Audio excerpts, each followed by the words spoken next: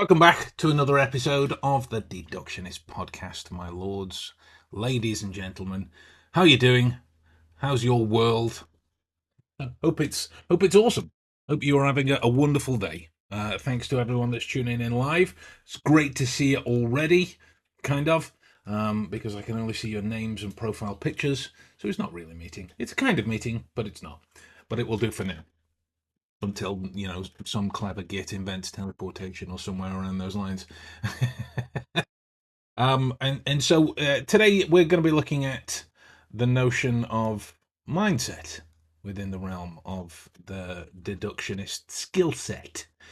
It's arguably, and I am one of the people that would argue for this, the most important thing that you could work on. Right? The most important thing. Because your skills, though they will support what it is that you do and what it is that you see and what it is that you observe, it is your mindset that would allow that to flourish, right? It is akin to those people who have been going to the same gym for the last 30 years, and then when they get up one day, all of a sudden they cannot be bothered. Yes, I do know your face, Mr. Jane, and I can. I even know Board's face as well. I can imagine you, but it's a little weird.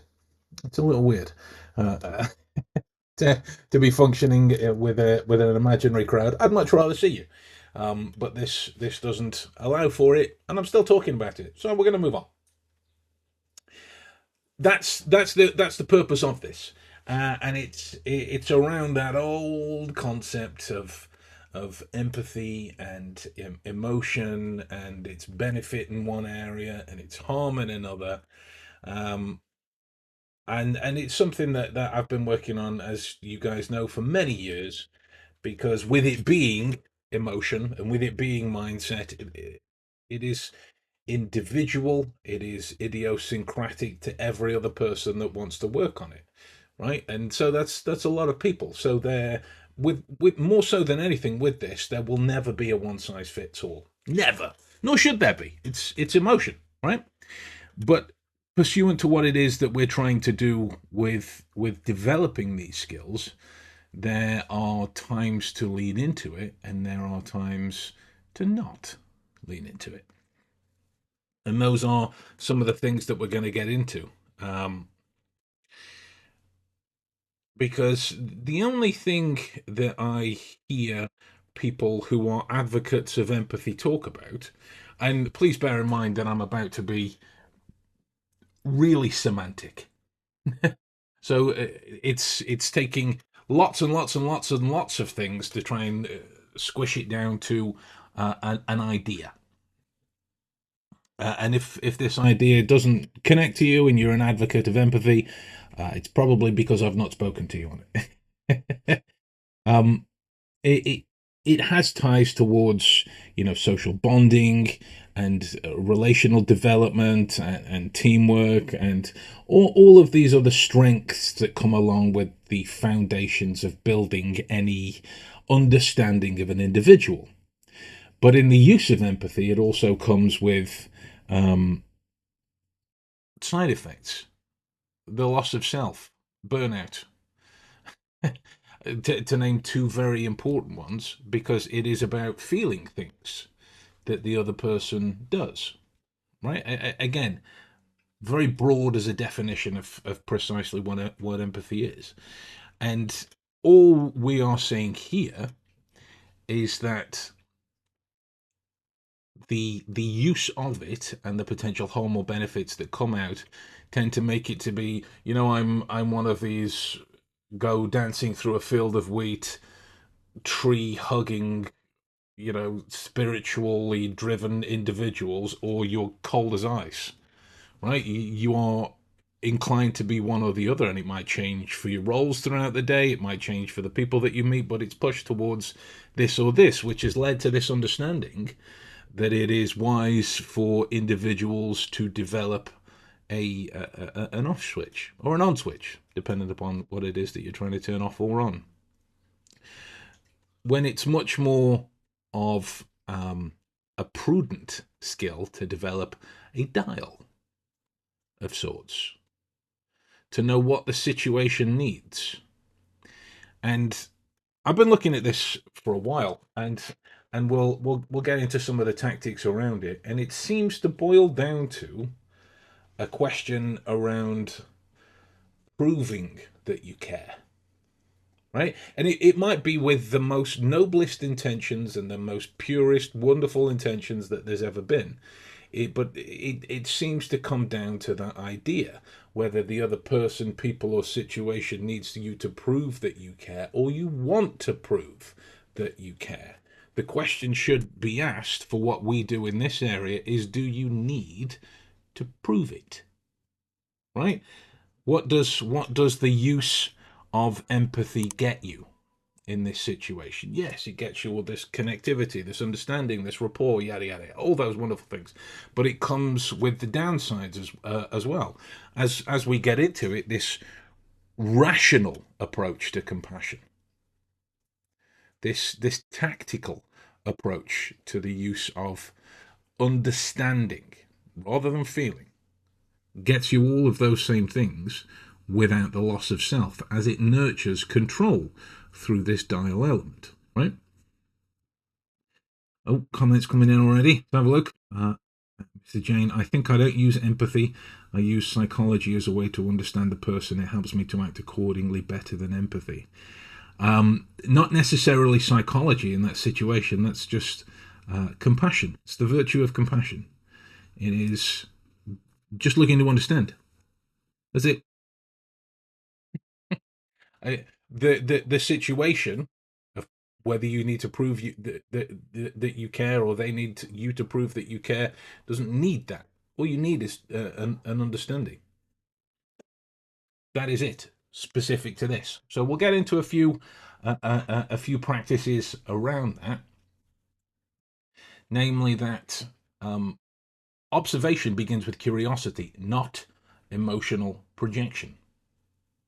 Right? If you look at the scientific background of it, curiosity activates the hippocampus and the reward system, if you want to think of it that way. It primes your brain for attention and for learning.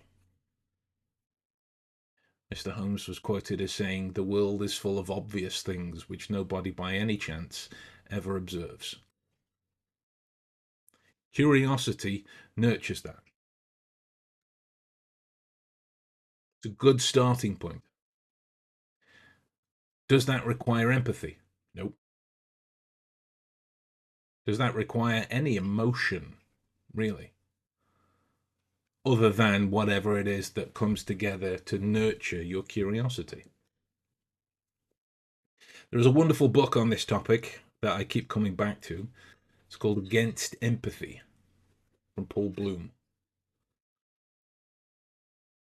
One of the things that connects to this idea about the obvious practices that nobody by any chance ever observes is emotions and emotional empathy. It narrows focus to the feelings of individuals, right? So if you're stuck in a situation where you're saying, well, I mean, it happens a lot in political discussions as well. Person X, regardless of their belief, person X is saying whatever they're saying. Person Y is saying, I don't care because of so essentially there is not listening going on either way. Nurturing curiosity allows the information and the other people to give you more, to show you more, which for us in our roles is infinitely helpful. I don't have to feel either side for that to happen, right? Curiosity is it's rather a way to expand attention to context, to causes, to the systems that link it all together, right? Seneca would say we suffer more in imagination than in reality. Right? Curiosity frees you from assumed emotional narratives that may distort your judgment. So if we're looking at it purely from a Sherlockian standpoint, curiosity can replace assumption with investigation, because empathy has its roots in assumption, because it's born of feelings which are of narrowed personal circumstance and are rigid. You don't feel for the subject, you just analyze the whole scene. Instead, you don't feel for the situation, you analyze the person, right? Interesting topic. Thank you, Genius 1000. It also boils down to emotional and cognitive empathy. Absolutely. I think empathy helps us to understand how we would feel if we were the other person in the same context, not how the person feels. Nice. Okay. All I'm saying here, and these are wonderful points, by the way, and I don't disagree with any of them. This is why I'm saying it's better. It's more productive for us as deductionists, whatever you want to call it, observers. It's more productive for us as observers to understand that we can function as a dial. Because even though we aren't robots with this on off switch, oh, I need to develop an off switch for my emotions. Good luck. Right? But developing factors that can dial your rational focus one way or the other is infinitely beneficial for this particular discipline that we're trying to work on. Yoga. I find it very useful to analyze how the individual relates to the environment and circumstances to predict outcomes in their behavior. Nice. Nice. And it's moving with that curiosity gets you and empathy closes down. Because you're moving alongside this, well, you're in the same shoes as the individual. There is no objectivity that connects to that, right? Emotional detachment, it clarifies the signal from the noise. And detachment is a big word in that scenario. It's carrying a lot of weight. It doesn't mean detached as in disconnected, disconnected, unfeeling, whatever way you want to apply an appropriate synonym there. Detached is an awareness. I'm aware of these things that are happening. They don't require my involvement inside of it, right? Emotional empathy activates the anterior insula and the amygdala, right? It leads to affective bias. Cognitive empathy engages the prefrontal cortex, promoting objectivity, right? So this is the key. Mr. Holmes quoted as saying, "It is of the first importance not to allow your judgment to be biased by personal qualities." Personal qualities is a field that empathy holds to itself. It has its use, but in this particular field of understanding and communication and development of information that we observe, no. Right? Empathy overload, it creates distress, impairs reasoning, especially in complex or morally grey situations. If you've watched any kind of what's a popular version, um, any kind of these online debates that get into these areas where some people have fixed views or this way, some people have fixed views this way, and then there is the grey area in the middle where the people try and jump into in order to try and convert or change or get the other person to admit defeat, whatever it is. Leaning too much into the emotive empathy, you lose track of rationale. That's when lashing out happens. That's when moving goalposts happens. That's when confirmation biases pop up. That's when anchoring all of these other elements are connected to an emotional output, or rather an input, right? If you are pained by external things, it's not that they disturb you, but your own judgment of them. Mr. Aurelius. Right? So think of it that way, that empathy is a way for outside bad thinking to affect you. It's not the only way, but that is a way. Detachment, it lets you see patterns, not just pain. Because you can see patterns in the pain, you remain useful, not overwhelmed. Come here, come here. Dog's truffling for parts of Gabe's food. Cheeky monkey. Right, you see my point? And the beneficial side of this is there are ways to train emotional control. It's through leaning into it, leaning into the difficulty, leaning into the discomfort. Right? One of the things that I'm looking to lean into in my TED talk that's coming up, which if you didn't know, I have a TEDx talk coming up. You'll all be able to see it online towards the end of May.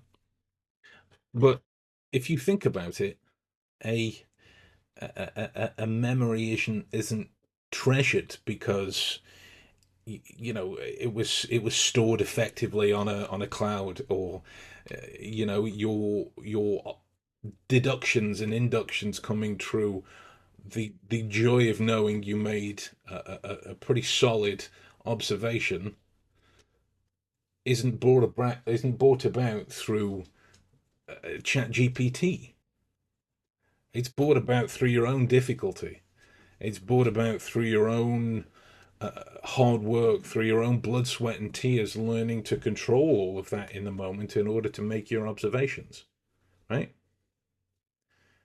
So the importance of that is about learning to navigate the control of your emotion that you need to do what you do, that's born of challenge, which is why the dial is more of a beneficial property there.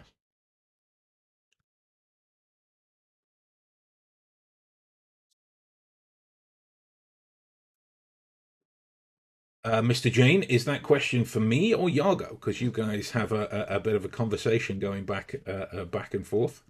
If it's for me, I'll answer it. If it's not, Yargo can. We'll move on. So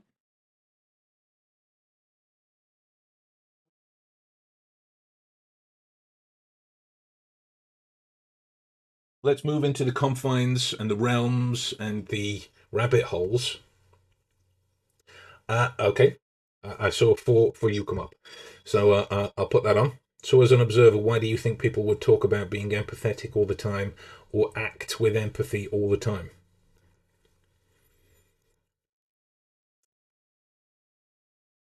Uh, uh, uh, Again, I can give you a rule of thumb. I can give you a rule of thumb, and it won't apply to all because, as you yourself pointed out in the chat, there are 8 billion of us. So for me to try and answer that as everyone that talks about being empathetic all the time or acts with empathy all the time is such a sweeping generalization. But if you think about the reliant properties of why somebody would do that, there is a degree of homeostasis to it. It provides them comfort in some way. And most of the times, what happens when you look at the metronomic qualities of somebody who is connected to at least attempts to be empathetic or lead with empathy first, always, it normally comes from a place of pain, because that's the thing, the vehicle, the tool that they had to use to get themselves through it. They had to open themselves up to more in order to understand. Right? So if they are reliant on feelings so much, what is the other side of that? It is a lack of.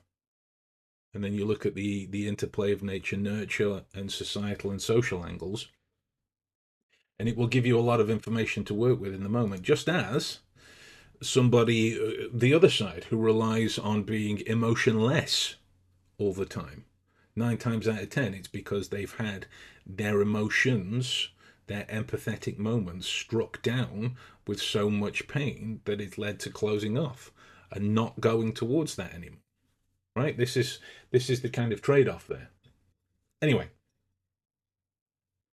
um, neuroscience, mentalizing. No, it's not mind reading. Mentalizing. It is a way to make you more accurate. Mentalizing is it's the theory of the mind, or rather, theory of mind. It uses the medial prefrontal cortex and the temporoparietal junction. It is the axis that contains the pathways that give us an ability to infer motives, not just mimic emotions. Right? It is the uh, well, again, one could argue that it is the neurological origin of you see, but you do not observe. Right? Empathy is biased towards similarity. We empathize more with those who look or sound like us. Mentalizing is a way to bypass this bias. And if you want, we can go into mentalizing in a different episode because it's fascinating. If you are of this persuasion and a dork, um, but it's a branch of neuroscience work. So there's a bunch of other stuff out there that you can pull and go and look into. Here we go. So one example could be an abused woman who tends people, listens to them, helps them when she grows up. 100%, mate. 100%. Aaron, spot on. It could be. Yeah, totally. It could be. It could be. It could be virtue signaling or moral grandstand as well. 100%. 100%. It could. That's why in those moments it's for me to properly answer that question, I have to take every context that there is, was, and ever will be and provide an answer to it. But, having a rule of thumb, as in this or the way that the metronome swings back in certain areas, or virtue signaling, or Mr. Jane's example, what we learn from mentalizing in this way is if you are more, how can I phrase this? If you are more empathetic towards those examples, then you are guided by feelings and attachment, and you're more likely to bias your viewpoint in terms of seeing them all as virtue signaling, moral grandstanding, uh, uh, uh, somebody who tends to people because it comes from a place of pain. Right? Do you see my point?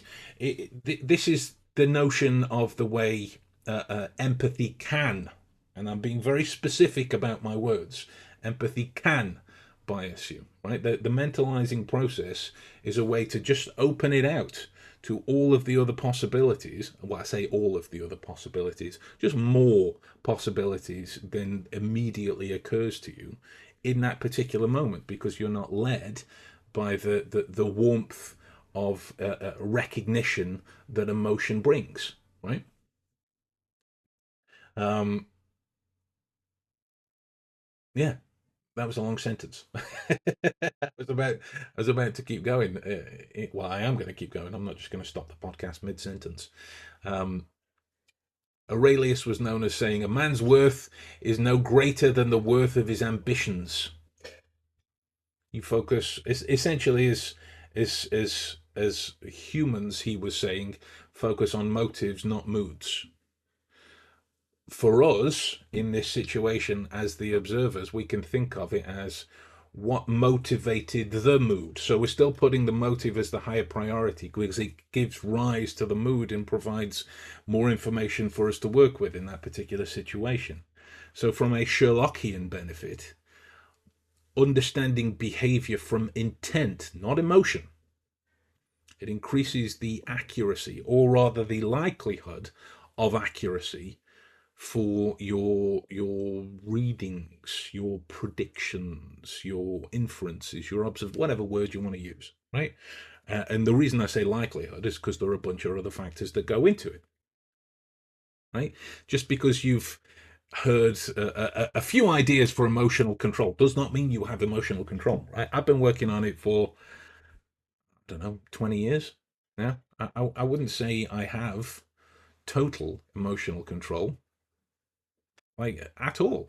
I would say I have pretty good emotional control in a lot of areas, But there are certain things that you know piss me off without thinking, or leave me overjoyed without thinking, and in the moment, that can harm my effectiveness as a reader of people, right? I know there are some people that loathe that terminology because it connects back to body language and people can't be read like books, blah blah blah.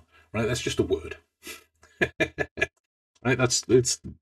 That's all I'm using it as. It's an illustration. I'm basically too lazy to think of a more appropriate one in this scenario.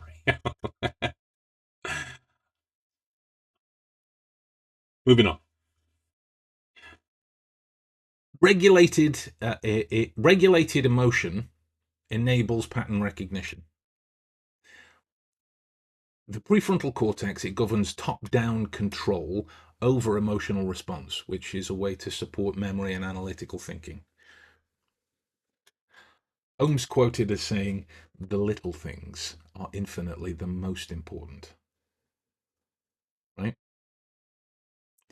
If you can regulate your emotions in a moment, you come back to the better suited patterns that connect to what it is that you're doing. Why is it when you think that you're having an argument that somebody asks you to calm down in order for them to understand? Right? Because there's a higher likelihood of you being able to do that. Not necessarily agree, but there's a higher likelihood of you being able to understand when the emotions are regulated. Mr. Bloom was quoted as well, not quoted as saying there was a point that he made. Um, that there was a point that he made. Um, Unregulated empathy. It blurs distinctions, right? It pulls toward who is suffering, not why they are suffering or what else is happening. Think about it, right? If you take pretty much any doctor who works on very sick people, if they aren't able to regulate their emotions, they are screwed. They are screwed, right? Which is why I mean again, you see it in police work. You can't work on cases that you're too close to because of this possibility of unregulated emotions, or all of these types of things. It's because it is your ability to think that allows you access to the information that you need to work with in the situation, right? So, would I want a doctor that is empathy driven? No, God, no, right? Understanding, great. Pleasant, awesome. Nice to be around, brilliant. But I want them making decisions that I am unfit to. Right? That's the way I get my effective healthcare. And again, I keep coming back to it, and I know for a point that there are people that are going to be sick of me waffling on about it, but just read a bit of Epictetus. It's very dry if you're not into the topic. It's very dry, but just a bit, because there are these little nuggets that fall out. Like, no man is free who is not master of himself.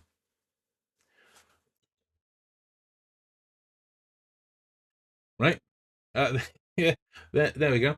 Uh, um, I mean, I'll come back to Epictetus in a sec, but I've just seen the comments. Yes, I love that. Regulated emotion allows for clear. 100% it does, Aaron.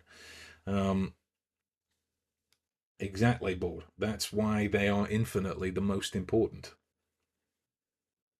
Imagine you're about to have a heart surgery and in the middle of it your doctor starts crying. I mean, exactly, right? There was um there was a photo that I saw. It was a real brutal photo. Um, it was of a surgeon in America. Um, and when I saw the photo, it wasn't time stamped, so I don't know when it was. But it was a real photo. It was in the newspapers and all this type of thing.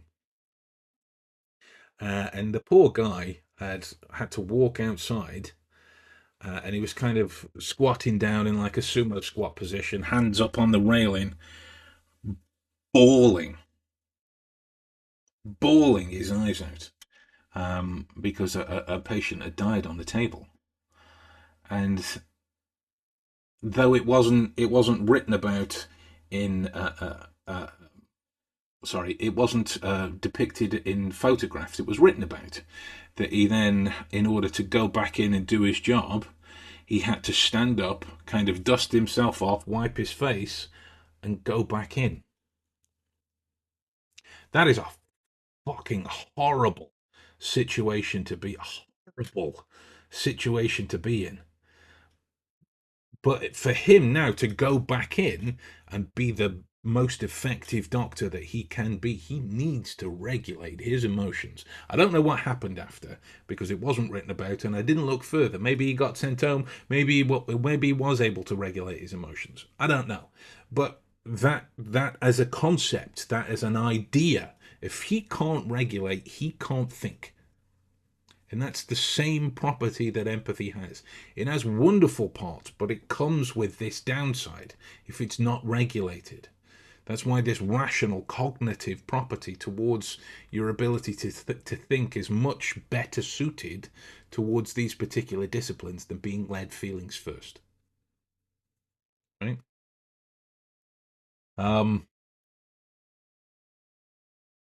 Epictetus is what I was talking about.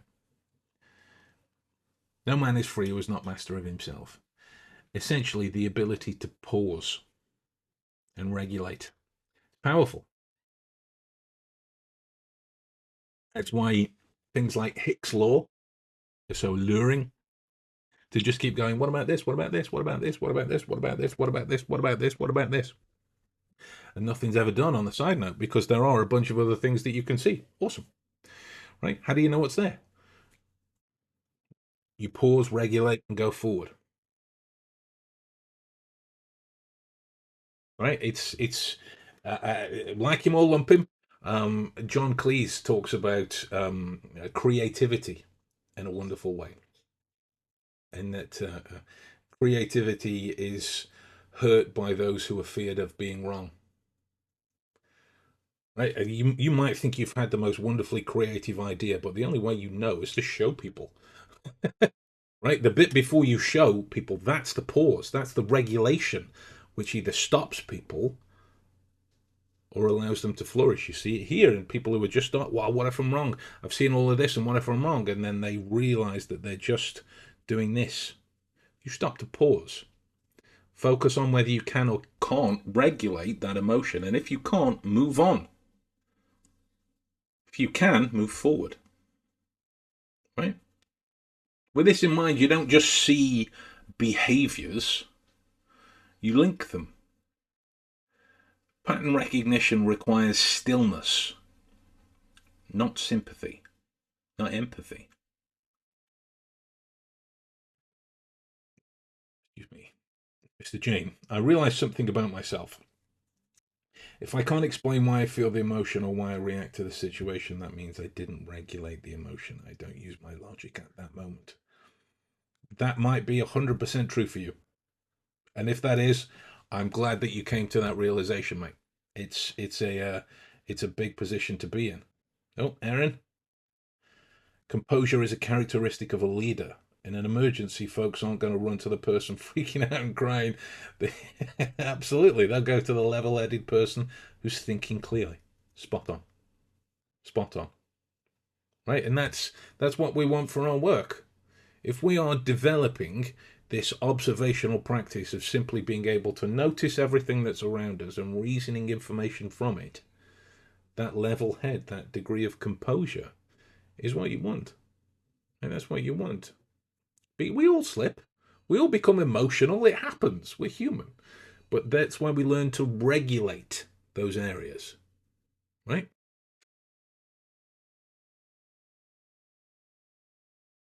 In every work of genius, we recognize our own rejected thoughts. They come back to us with a certain alienated majesty.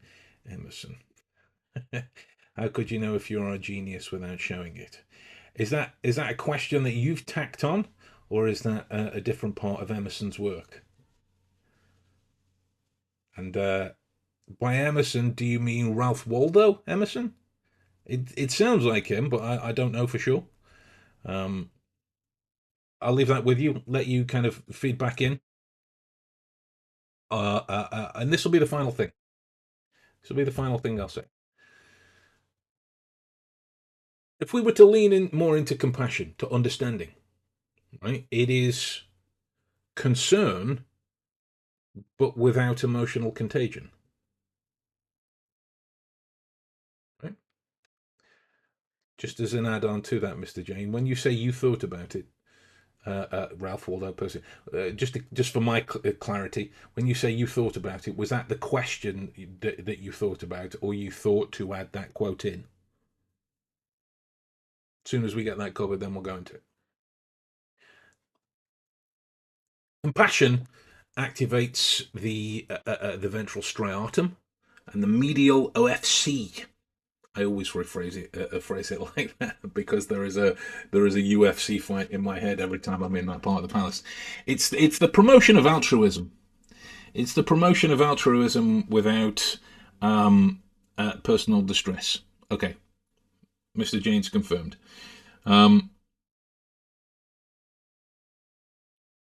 Well, so we'll come back to my final point on compassion, and we'll take Mr. Jane's question. How could you know if you are a genius without showing it? The question is again, it's rooted in whether you need to show you are a genius. Does it matter? Right? If you lean into that too far, it's egoic, and it's feelings driven, and it's connected towards empathy. It's confidence is fine, arrogance not so much, because those are emotional properties. Confidence has control, arrogance does not. You know. So I would look into that question. How could you know if you are a genius without showing it? If other people deem your work to be genius, fine. If other people deem your work not to be genius, fine.